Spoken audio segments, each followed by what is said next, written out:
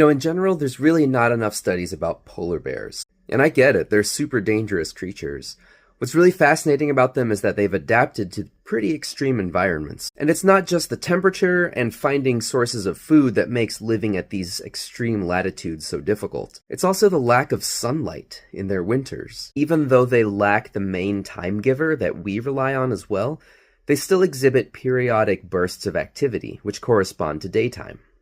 Here's an example of an actogram, which basically just tells you how active these animals are. And you can see these little phases of blue, which indicate where it's nighttime. And around January, it's pretty much nighttime 24 hours a day, and they still have some kinds of periodic activity, which is indicated by the darkened areas. It's pretty cool that they have this intrinsic change in activity depending on when they expect the daytime to. If you want to see a depiction of how this day-night disruption can really mess with a human, just watch Christopher Nolan's Insomnia. Here's the citation.